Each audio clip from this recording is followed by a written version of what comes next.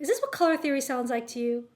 Yeah, I know. In this video, I want to take some of that super boring technical stuff and show you how you can use color theory, not just in theory, but in the real world and on your paintings. Hi artist, my name is Margot and I'm a pro artist, and today I'm here to make color theory your new BFF. Let's face it, everyone talks about color theory and the color wheel and all these traditional color pairings, but no one talks about how exactly you can use this in your paintings. As artists, we have a seemingly unlimited number of colors to choose from, and it can quickly get very overwhelming to know which ones to use and how to put them together in a way that looks cohesive. That's where color theory usually comes in, where everyone talks about how to paint the color wheel, how to mix green, orange, and violet, yada yada yada. But here's the big but. Not that kind of but. Talking to many of you, it became clear to me that a common struggle that people have is how to connect the academia of color theory to what's going on in your mixing palette. So that's what I'm here to help you with today. I'm going to share my step-by-step process so you can start using color theory and color science in your artwork right now. Little disclaimer, if you want the whole spiel on the color wheel, how to make one, how secondary and tertiary colors work, as well as the basic color combinations, check out this video I put together that I'm linking in the card up here, and that'll give you a starting point to understand and learn those principles. But this video isn't about that.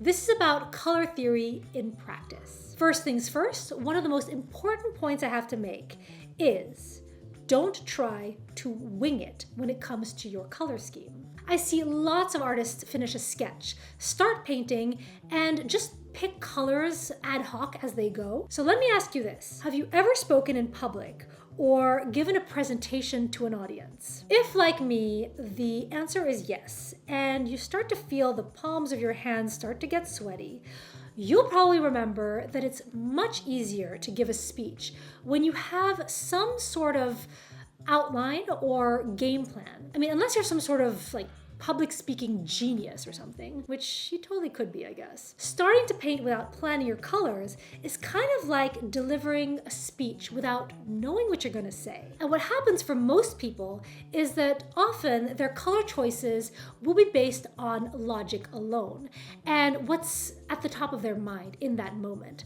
So green for leaves, brown for tree trunks, blue for the sky. Does this sound familiar? This approach doesn't necessarily make for the most unique or innovative color palettes though. So if you don't do it that way, how do you do it? How do you figure out which colors to use among the billions of colors? I don't know if it's literally billions, but it's a lot. What's going to help you is to think about it in steps, one piece at a time. So speaking of giving speeches, I like to think of my colors as actors in a play or a movie, and I'm the director. My first plan of action is to pick a lead color. The star. So let's do an example together. Let's say I'm painting an underwater scene. I'm going to cast the main color first. So with the scene being under the sea, I know for a fact that I want to do some sort of blue as my main color. And it's up to me what specific blue I want to pick. So do I want a turquoise for a tropical ocean, or maybe something more like an ultramarine? Do I want to convey some sort of mood or ambiance? It's up to me what I want to choose. And sometimes it's just a matter of looking at the paints that I have on hand and seeing what actually gets me excited to paint. So in the case of this underwater painting, I decided I wanted to go with this new blue hue, bonus points for rhyming, that I just got from a handmade watercolor company out in Hawaii. I wanted to test drive my sparkly new paints on the road, so that's my criteria, I guess. It's not rocket science here. First color is picked. Once I have this first color picked, I can then build the rest of the palette around that, starting with my second color, my co-star. And here's where that darn color wheel gets useful. So let's pull that out of storage. Actually, it wasn't in storage, it was right here.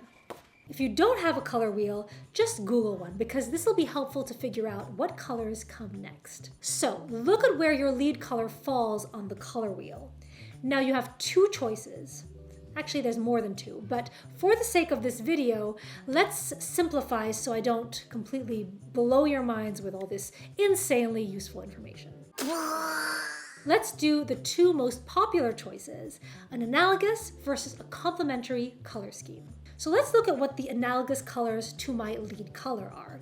In my case, they're other blues and even greens. Now, let's look at what the complementary color of my lead color is. It's a reddish orange. So now, my friend, we reach our first crossroad. If I go with analogous colors, ones that are sitting next to each other on the color wheel, it'll make for a more harmonious, more serene palette without conflict. This is the safer option.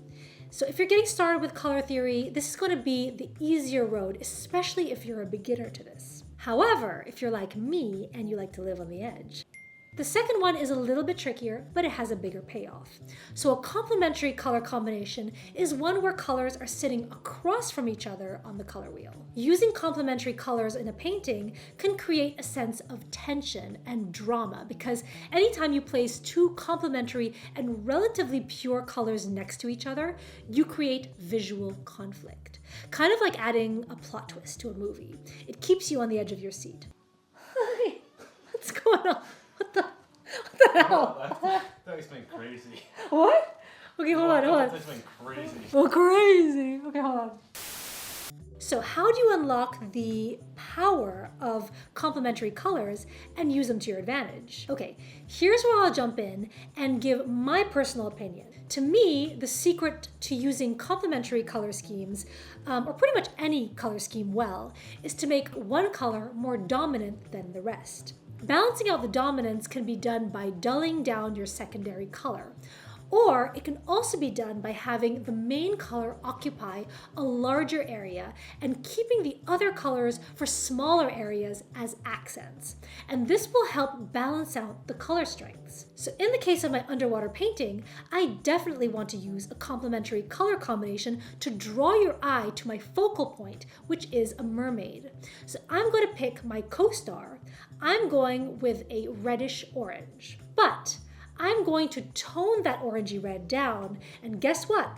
The mermaid's skin also happens to be a muted iteration of that same color, so it's a win-win. So now that I have these two colors, I'm going to start pulling together the rest of the cast. I think it's helpful to paint swatches or even do a thumbnail study beforehand.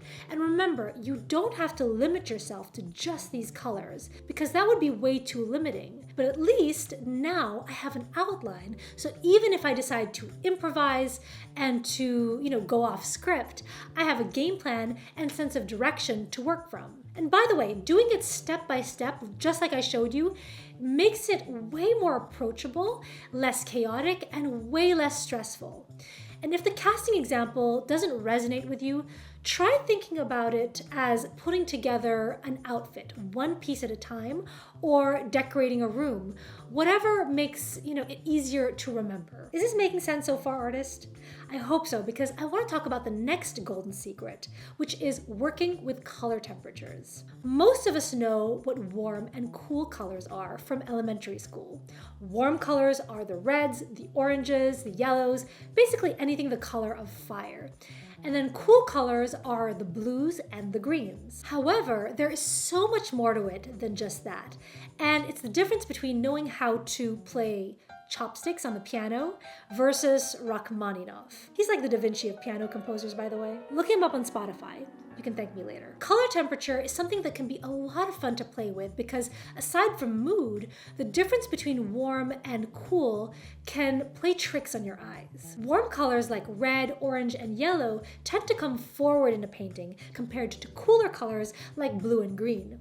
And this is just an aspect of physics and how our eyeballs interpret wavelengths of light. Our brains also tend to interpret warm colors as advancing and cool colors as receding, which is a phenomenon known as color perception.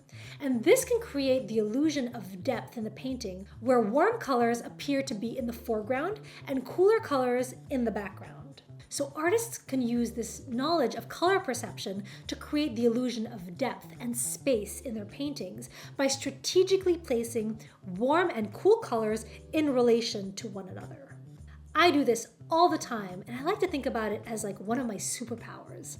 So for starters, instead of reaching for a darker value, what would happen if you put a cool color of equal value next to your warm color? Watch how the cool color looks like it's either casting a shadow or falling into the background. Or alternatively, if you want something to pull your viewer's gaze into a focal point, add a hot spot that's the opposite of the rest of the painting.